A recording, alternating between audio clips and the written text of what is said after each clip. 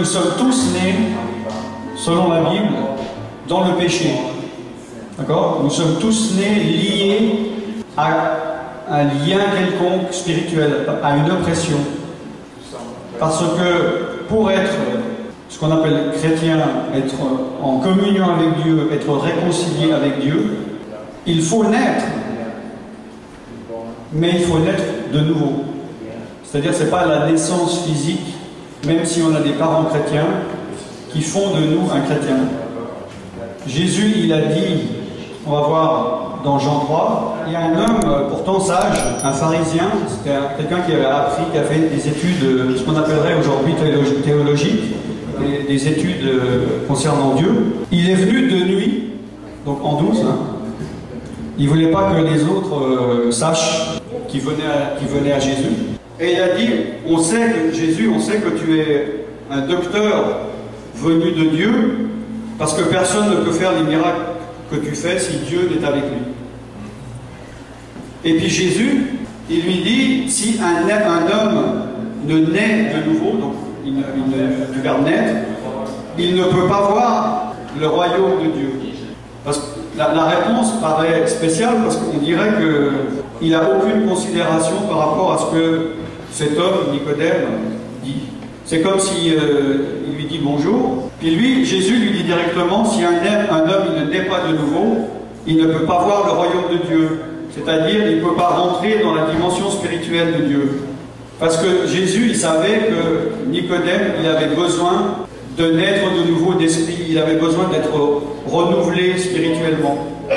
Parce que cet homme instruit connaissait Dieu, c'est-à-dire connaissait les choses de Dieu, connaissait très bien toutes les choses, comment Dieu fonctionne, mais il ne connaissait pas Dieu.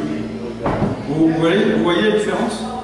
Il y a certaines personnes qui ont des idoles, des chanteurs ou des sportifs, ils savent tout d'eux, ils savent quand ils sont nés, ils savent ce qu'ils aiment manger, ils savent le jour de leur mariage et tout ça, et ils ne les ont jamais rencontrés, ils ne les connaissent pas.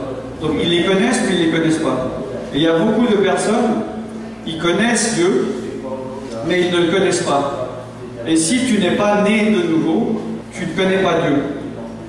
Parce que il a dit plus loin, au chapitre 4, Dieu est esprit, et ceux qui recherchent les adorateurs en esprit et en vérité.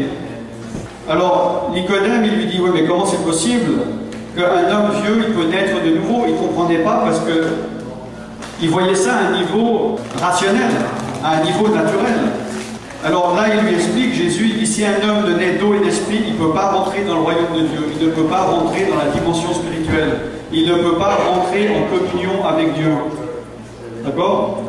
Tout comme, tant qu'un enfant il est dans le ventre de sa mère, il ne peut pas aller se promener sur le sol, il ne peut pas aller voir des fleurs, il peut rien faire, il doit sortir, il doit naître. Bah, spirituellement, pour connaître les choses de Dieu, pour connaître Dieu, il faut naître de nouveau pour rentrer dans cette dimension spirituelle. Amen. Parce qu'il dit, ce qui est né de la chair est chair, et ce qui est né de l'esprit est esprit. Quand il parle de la chair, il ne parle pas de la viande. Il ne parle pas du corps forcément, il parle de l'âme. Hein, on sait que quand dans la Bible on parle de la chair, j'en avais parlé je crois il y a quelques semaines, on parle aussi de la personnalité de l'âme. Parce qu'on connaît les œuvres de la chair, qui sont la colère, des choses comme ça, et ça fait partie de la personnalité. Donc ce qui est né charnellement, quand on est né, bébé, c'est une chose.